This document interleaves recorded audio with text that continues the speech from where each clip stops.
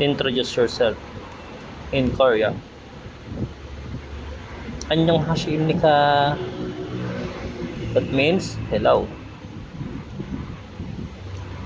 만나서 반갑습니다. Nice to meet you. 제 이름은 Maglaya Christopher 입니다. My name is Christopher Maglaya. Shinon Philippine 사람입니다. I am from Philippines. Jesong Eron Chon Gobik Guship Nyon sa Shibil입니다.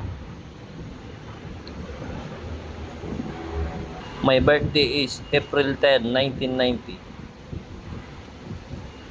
Junon Shamship Osal입니다.